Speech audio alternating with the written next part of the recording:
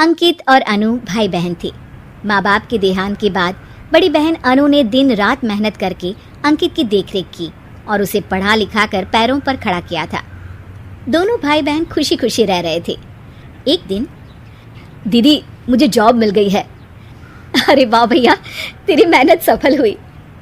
मेरी मेहनत नहीं दीदी, आपकी मेहनत। अगर पापा के निधन के बाद मेरी जिम्मेदारी आप न उठाती तो ये सब नहीं हो पाता। मेरी सफलता सिर्फ आपके बलिदान की वजह से है दीदी।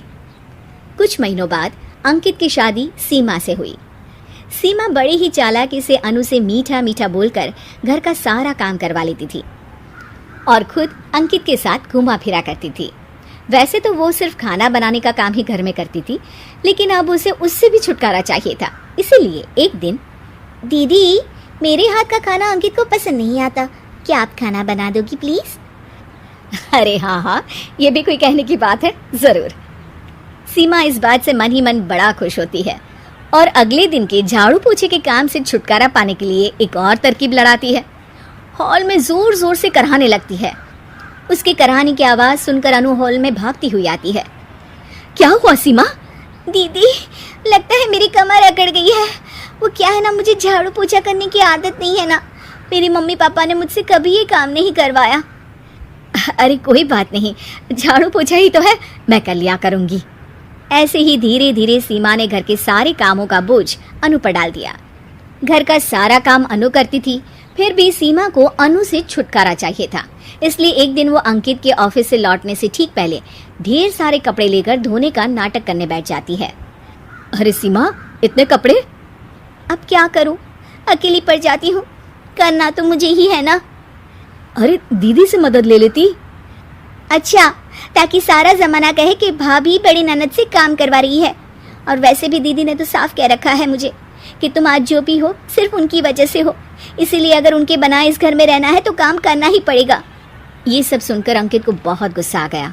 उसने अनु को बुलाकर कहा, दीदी ये घर पापा ने बनाया था और इसमें मेरा भी हिस्सा है और मुझे वो चाहिए। ये सुनकर अनु को बुरा तो लगता है, मगर वो दूसरे ही दिन घर का बंटवारा करने के लिए वकील के पास चली जाती है।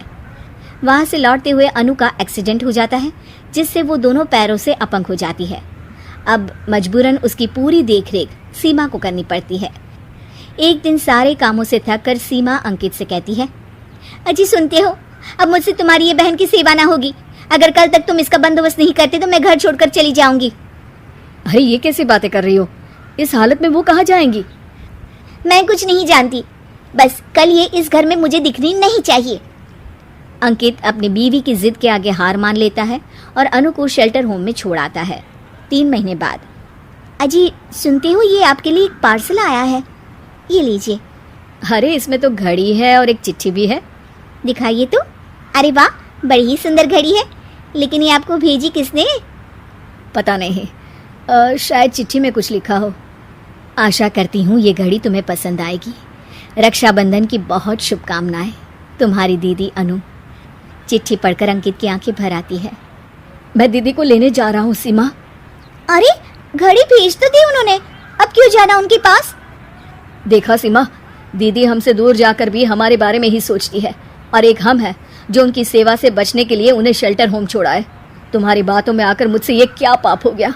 मैं जा रहा हूँ दीदी को लेने, और जब मैं वापस आऊँ तो तुम मुझे हमारे घर में मत दिखना। इतना कहकर अंकित अनु को लेने निकल जाता है। वहां पहुंचकर, दीदी मुझे माफ कर दो, मैं तुम्हें लेने आया हूँ। भाई आज तो राखी है, आज तो मैं मना कर भी नहीं सकती। दोनों घर पहुंचते हैं। अरे सीमा, तुम अभी तक यहीं हो, निकल जाओ इस घर से। अरे वाह अंकित, फिर वही गलती कर रहे हो तुम। सीमा तुम कहीं नहीं जाओगी। दीदी मुझे माफ कर दो, मुझसे गलती हो गई। सीमा, आज ये समय माफी मांगने का नहीं है, राखी की तैयारी करने का है। चलो तैयार हो जाओ, तुम्हारे भैया के घर भी तो जाना है ना। ये सुन सीमा अनु के गले लग जाती है।